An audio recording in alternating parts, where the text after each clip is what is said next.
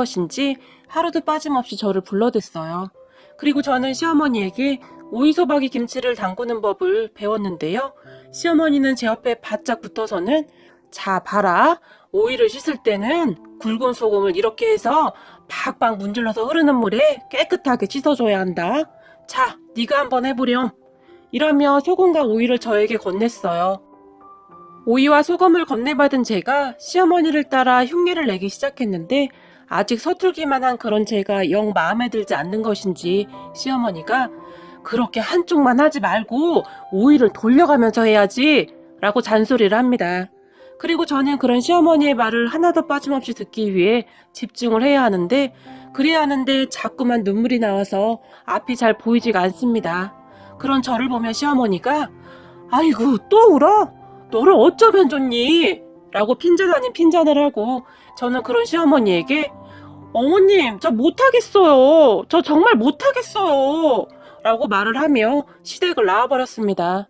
그런 저를 보며 시어머니가 예 수연아 아유 저걸 어째 그래 라고 나무라는 소리가 들려오는데 저는 그런 시어머니를 그냥 둔 채 문 밖으로 나와버렸습니다.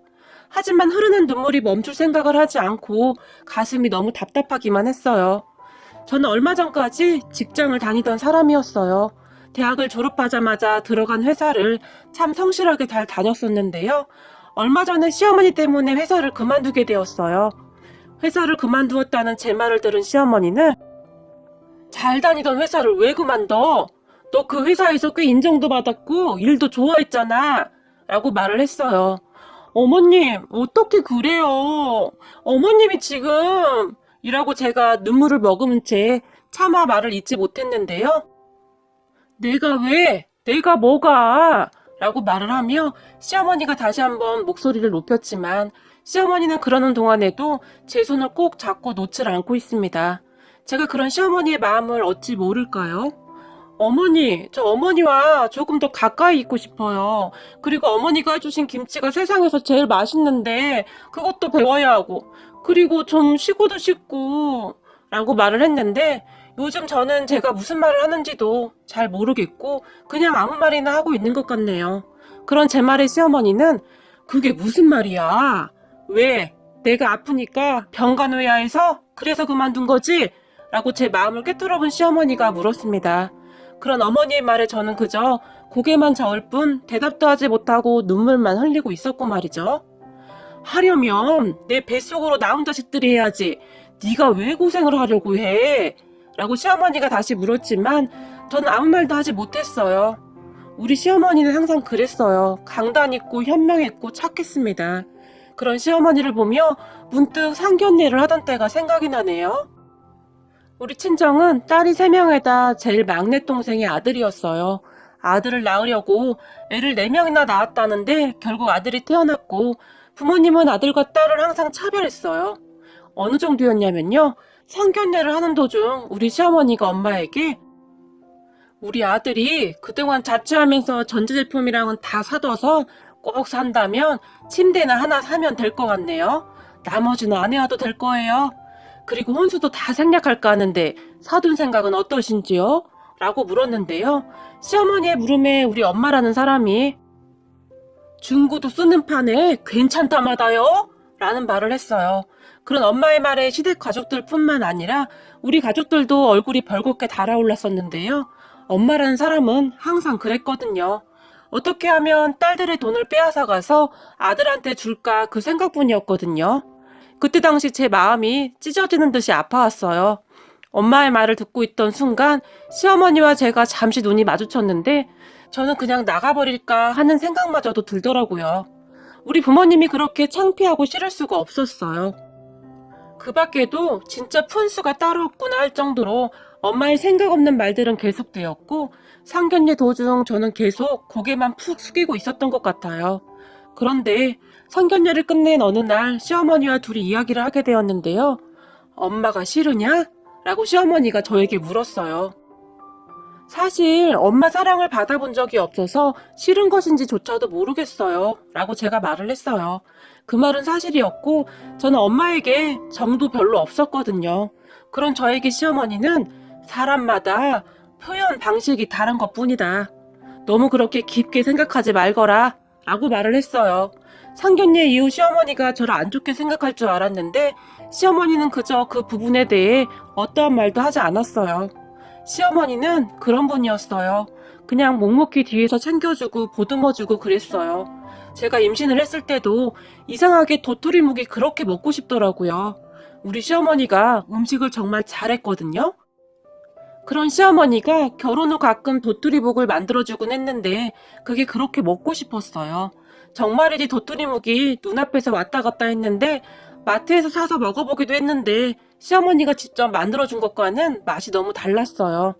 그렇게 참다 어머님, 저 어머님이 만들어주신 도토리묵이 너무 먹고 싶어요 라고 시어머니에게 전화를 했어요.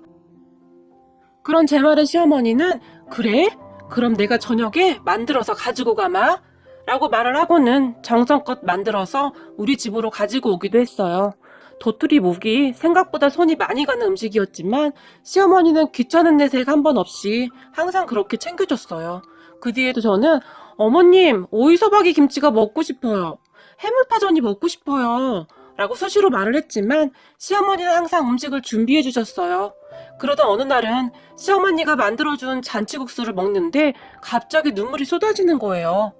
먹다가 가만히 생각해보니 입덧 중에 엄마가 만들어 주었던 음식은 하나도 생각이 나지 않았어요. 그러한 부분이 갑자기 참 씁쓸하기도 하고 슬프기도 하더라고요. 다른 사람들은 임신을 하거나 하면 친정엄마가 만들어주던 음식이 그렇게 생각난다고 하던데 저는 오로지 시어머니가 만들어준 음식들만 생각이 났으니까요. 아마도 시어머니의 사랑과 정성이 가득 들어간 음식들이라 그러지 않았나 싶네요. 그렇게 아이를 낳고 산후조리원에서 나온 뒤로도 시어머니가 몸조리를 해줬어요. 시어머니가 몸조리를 해준다는 것이 결코 쉬운 일이 아니었지만 시어머니는 너희 신우도 내가 몸조리 해줬어. 한번 해봤으니 이번에는 더 잘할 수 있을 거다 라고 말을 했어요. 그리고 시어머니는 정성을 다해 몸조리를 해줬어요. 하지만 친정엄마는 아이를 낳고 딱 한 번 찾아왔었는데요. 친정엄마가 온다고 하니 시어머니가 얼른 자리를 비켜주시더라고요. 그런데 친정엄마가 와서는 점심을 해준다며 주방에서 왔다 갔다 하더니만 동태탕을 끓여서 왔더라고요. 그것도 엄청 매운 동태탕을 말이죠. 그런 엄마를 보며 제가 나 모유수유 회화해서 이거 못 먹는데? 라고 말을 했지만 엄마는 유난 떨기는 이거 사. 우리 때는 이런 것도 없어서 못 먹었어. 라고 말을 하며 그 많은 동태탕을 혼자 다 먹다시피 하고는 봉투에 돈 10만 원을 넣고는 선심 쓰듯이 놓고 가버렸어요. 저는 그 와중에 또 10만 원씩이나 넣은 것을 보며 웬일이지라는 생각이 들 정도였어요. 잠시 후 엄마가 가고 나서 시어머니가 다시 오셨는데 싱크대에 설거지가 한가득인 것을 보고는 바로 설거지를 시작했고 설거지가 끝난 다음에는 아무 말 없이 미역국을 끓여주셨어요. 참 달라도 어쩌면 그래도 다를 수가 있을까요? 저는 그렇게 친정엄마에게 점점 정이 떨어져 나갔던 것 같아요. 그래서 친정에는 발걸음도 잘 하지 않게 되었어요. 가봐야 돈 달라는 이야기뿐이어서 남편 보기도 민망할 정도였으니까요. 반면에 시댁에는 정말 자주 갔었는데요. 시어머니는 항상 맛있는 음식을 잔뜩 만들어주곤 했어요. 특히 우리 시어머니 김치는 정말 맛이 있었는데요. 이제 갓 담근 김치를 쭉 찢어서 갓 지은 밥 위에 올려 먹으면 그렇게 맛이 있을 수가 없었어요. 글을 쓰다 보니 그 김치가 또 생각나서 눈물이 나려고 하네요.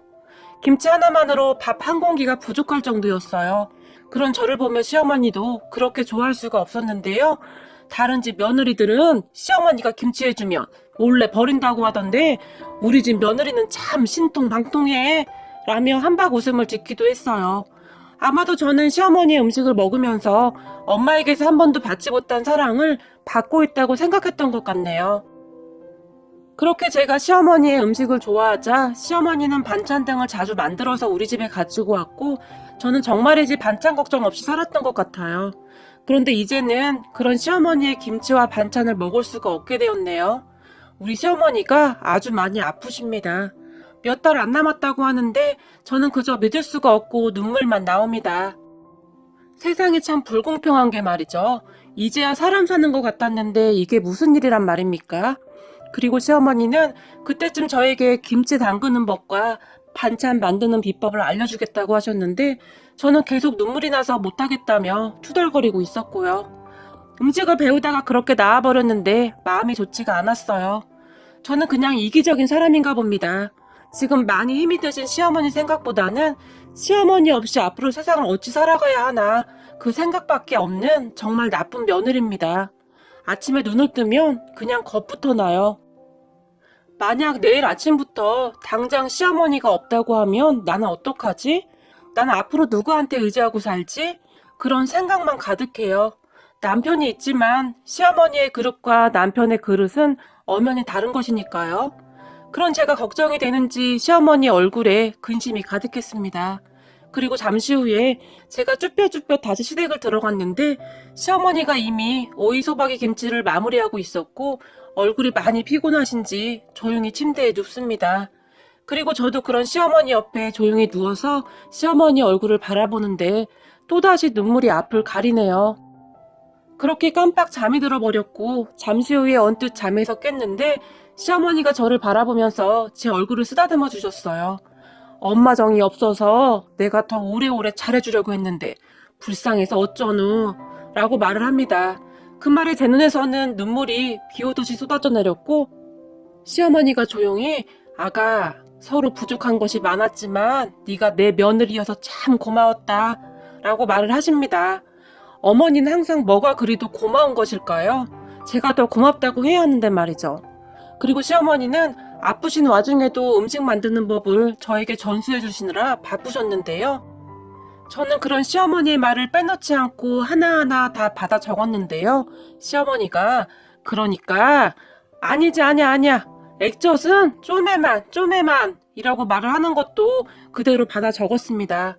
그런 저의 모습을 보면 시어머니가 그건 안 적어도 된다 라며 활짝 웃었어요. 그런데 시어머니는 아직 모르고 있습니다. 제가 시어머니의 목소리를 녹음하고 있었다는 것을 말이죠. 가끔 시어머니가 그리운 날 꺼내서 들어볼까 합니다. 그런데 그나마 그런 시간들조차도 행복한 시간들이었네요. 지금은 시어머니가 병원 중환자실에만 있는 시간이 늘었으니까요. 얼마 전까지만 해도 저를 알아보셨는데 이제는 저도 못 알아보시네요. 그런 시어머니를 보며 눈물이 앞을 가리지만 꼭 참아보려고 합니다. 그런 와중에 친정엄마가 와서는 네 친부모도 아니고 뭘 그렇게 유난을 떨어? 라고 말을 하는데 그 와중에도 저에게 돈을 좀 빌려달라고 하더라고요. 남동생이 결혼할 것 같은데 집을 얻어줘야 하는데 돈이 부족하다고 말이죠. 너희 시어머니 돌아가시면 재산 다 니들 거 아니야. 그러니까 네가 좀 어떻게 해봐. 모름지기 아들이 잘 돼야 집안이 잘 되는 거다. 라고 말을 하면서 말이죠. 그런 엄마에게 앞으로 나 찾지도 말고 우리 그냥 얼굴 보지 말고 살자 라고 말을 해버렸네요. 그런 저에게 엄마가 갖은 욕설이란 욕설은 다 했는데요. 지금 상황에 그게 할 말인가요? 정말 소름 끼치도록 싫었어요. 그렇게 지금은 친정엄마에게 연락 오는 것도 다 차단했고 남편에게도 받지 말라고 했네요. 그리고 저는 오늘도 시어머님과 함께 병원에 있습니다. 사람을 잘 알아보지는 못하지만 제가 말을 하면 얼굴을 움찔움찔 하시는 모습이 제가 온 것을 아는 것 같아요. 그리고 저는 그런 시어머니 귀에 대고 오늘도 조용히 속삭입니다.